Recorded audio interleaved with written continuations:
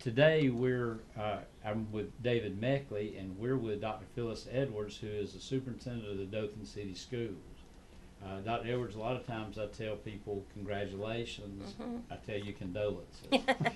I want to first start off with the fact that the first school board meeting that I attended recently, this past week, or this week, was the first one I've been to in a long time.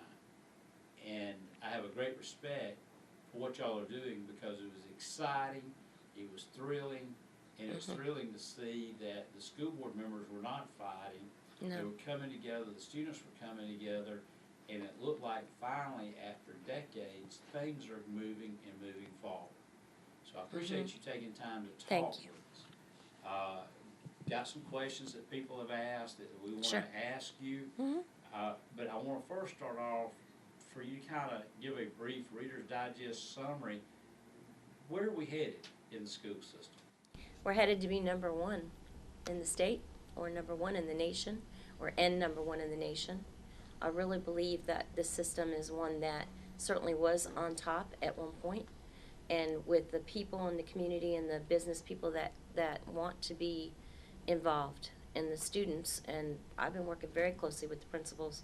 I think you've got some great folks here, and what it takes is expectation, and it takes direction, and it takes some vision, but it takes a lot of hard work and accountability as well. So I really feel that's where we're headed. I think we're headed for our students being together, as you saw the other night. I was very proud of the kids that got together. I got to work with them, as you could see from the last go-round, and facilitated their discussion. Didn't insert myself into it, just facilitated it. But for them to get together and do the kind of work that they did and come out with recommendations. So I see the school board is working very nicely together. They had tough decision to make. I respect anybody that they have to make their own call. That's what they do. I'll bring you the plan, I'll bring you the rationale, but you have to be the ones to be the decision makers. And I think they did that, and now they are prepared to move forward and add their mark. So I see you headed for high academic achievement, lots of extracurricular activities, I hope a great football team. But all that being said is I want the students to be engaged. I want them to be happy to come to school, and I want to have the best faculty and staff. That's what I gleaned from the groups of what appear to be 10th and 11th graders made the decisions of school names, mascot, colors, and stuff like that. They came together from, Yes, they did. from both schools. And it's kind of interesting that probably the first meeting was like scared, controversial, but then they came out as one. They did. And of course I got to see them on the third go round, and I had them come here, and we took them into there's a little conference room over here, or meeting room. And the kids were great because they started moving tables, but they started moving them into desk-like things, like I was going to stay at the front. And I said, no, we're going to have a U, because you guys are the decision makers, you're going to be doing the talking. And they sat around the U. I interviewed each one of them. Basically, I asked them, who they were and where they were from and what were they doing. And many of them told me they were leadership in some way. Other kids just said, I said, tell me something about yourself. They said, I like to eat. I said, I do too. And some just said, I'm not really sure why I'm here, but I have opinions. So I was like, that's great. So they did a lot of talking. I thought that they were very, just really got to the point. I said, tell me about your decision so far. So they had already talked in their first two meetings about the name of the school. And that was interesting, how they came to, picking out Dothan High School. Even the Northview kids stood up and said, well, yeah, we're from Northview. And people say, where are you from? And we say, Northview. And then they say, yeah, but where are you from? So they said, it has to be Dothan. So I thought that was like, okay, that makes perfect sense. Then when they talked about the mascot, they said, well, we're in the Northview building. We took the Dothan name. We really feel like it needs to be something new and fresh. I think they came together pretty quickly around their mascot. And, they were excited. So I know there's people out there that may not like it, but I think for the students to get together. They also did something else, which is they went back and checked with their fellow students. They also heard from their teachers. many of whom are Northview or Dothan graduates. And so they took that input and they massaged it. And then when we got to the colors, that was really the sticking point. So what we did was go through what are the three choices. And the three choices that had been laid on the table, and they made their case. And they made it eloquently to each other.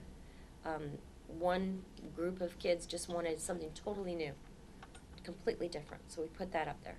Another group thought, well, we should just take Northview's colors, and so we put that up there. And then the other group said, let's pick from one and the other, and try to put something different in there, like a little accent. So I put those three up there. We fed them lunch because they all wanted to eat. And then said, you think about it, and then I put little sticky notes by all of them. And then we went ahead and just looked at it. If it had been, a tie, we would have had to go back and redo, but it was clearly a composite. So I felt like they were very thoughtful. And you could see them the other night at the board meeting. I mean, they stuck around for the action. I explained to them how boards work, that even when I do my work and I have to bring it to the board, these are my 7 bosses, they're the decision makers, I'm the action person. And because some of them were feeling, why are you making us do all this if the board's going to pick something different?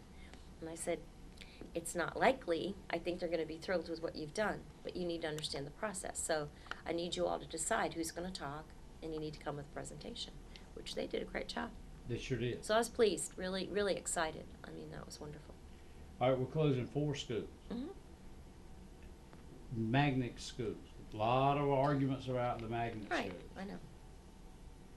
Why are we closing the 4 schools and the magnet schools? Of all the people that holler about the magnet schools and this, that, why are we doing it? Well, there were many reasons why I started down this path. I mean, we looked at the facilities, we looked at the buildings, at the things that needed to be done. We looked at the grounds to see which schools might have more property. So we did it based on a number of factors. I also did it based on knowledge of, we have to educate all students. And we don't, the way we're doing things now is we're really kind of piecing things together. And so looking at what it would take to have staff be used and be used appropriately so that every school, including a school that had been, for instance, designated as a magnet, would be able to have gifted services, would be able to have enough exceptional ed teachers and so on.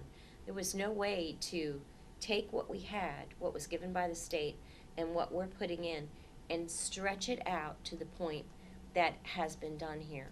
So every single year I looked at the budget, I looked at enrollment, I looked at academics. Every single year we were losing 15 to 20 teachers. So now your circle gets smaller, but you still have to deliver services. So looking at all of that, it just made sense to me to propose something where I didn't know which schools it would be, but I also had to look at a clean slate. I could not look at it and say, I'm not going to touch these 4 schools. I mean, that just wouldn't have been right. I looked at how do we have students and where do they go, where's their home, what's their neighborhood. In order to do that, I'd take the students from the magnet and put them back to their address. And when you do that, I wasn't saying there wouldn't be any magnets. What I was saying is I have to draw this picture first. To the extent possible, we did get some of the economic picture to balance. You're not going to get it all. As a system, your free and reduced is high. It's 76, 77%. So where we could, we were trying to get it to be lower, so Selma wouldn't be at 94%. We also were trying to balance to the extent possible, where our students went, but still keep them in their neighborhood. And when you do that, as I said, you have to have a clean slate. Then the last question that I asked the board was, I believe in neighborhood schools. I'm telling you, this is my recommendation.